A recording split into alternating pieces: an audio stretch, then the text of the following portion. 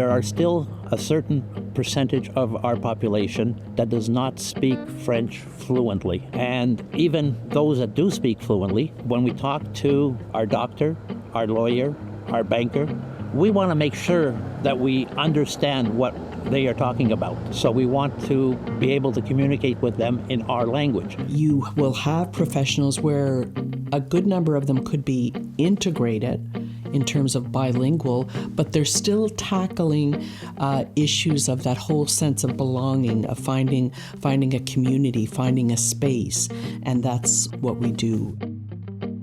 So we're connecting the community to the services, but we're also connecting the services to the community as well. So we partner with local organizations to raise awareness of our population and our needs as an English-speaking community. We know that it takes a community to make change, and so our partners are what helps us do that. To help them to have the services available in English for English speakers. It's all about the approach of how can we help you to help us. Basically, there's something for everyone, and essentially it brings the English community together in these meaningful ways. Our programs are designed to bring people together, create that community where it didn't necessarily exist before. Thanks to our funders, our staff, our volunteers, and participants, we have an English-speaking community that is thriving. We help to ensure that the Anglophone community is not forgotten, that they have access to services, and that they maintain that sense of community.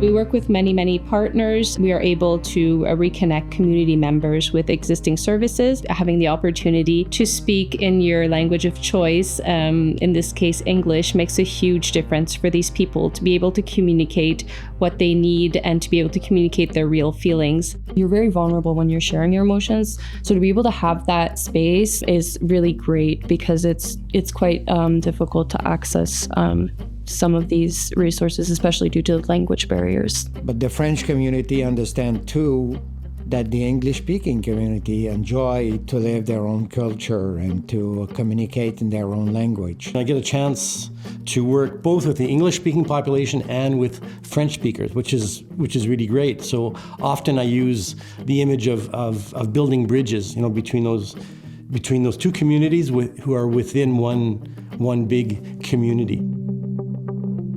We're an organization that can be kind of a hub for these people. One of the main challenges often is just the diversity of the community. It's not just a one-size-fits-all, so you have to be diverse in your approach. When it comes to community health and social services, it's all about access. Access for the English-speaking community to have services in their language. You see the impacts of what you do in the communities every day. We have something for everybody. So everything ranges from health conferences to arts and crafts to walking groups to bridge clubs. You name it, we find it and we do it. We try to create opportunities, occasions to build the community together. We do so by organizing workshops like painting classes or pottery workshops. What we see every day is breaking isolation is probably the biggest thing. It gives them an opportunity to get out of the house, to stretch their legs and their minds and meet other people and have fun.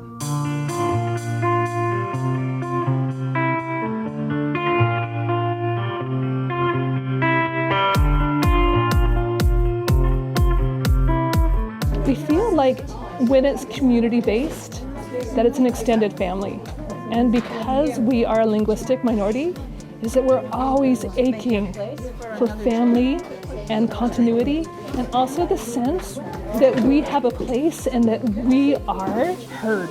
This is an English community organization within a French community, so even if a lot of the people here speak French, it's kind of nice to get together and just speak their mother tongue. When I arrived here in 1976, there was quite a lot of English people. We were all young together and we had fun, and then as the climate changed, everybody left, and for all those years, 40 years, there's really been nothing here.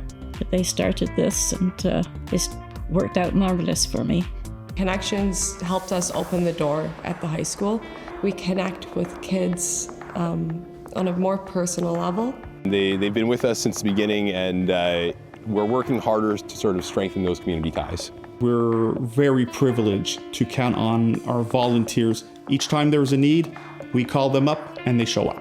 I do it because honestly it brings me joy to help people volunteer. It's all like for the community and it just helps people. I like to help people a lot. Well, there's a certain satisfaction to knowing that you're helping out your community and that it's coming back to them. They know that if they need us, the volunteers, we're there for them, and it's nice to know that if we need them, they'll be there for us. For me, is a fantastic way to socialize with people and to learn new things and to teach me how to last will and testament, to teach me how to get a power of attorney, where I can go to get English pamphlets or get some assistance to do my income tax.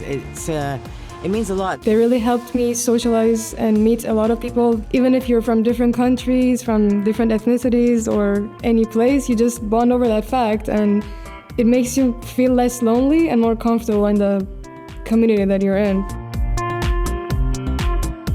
All the activities are available for everybody.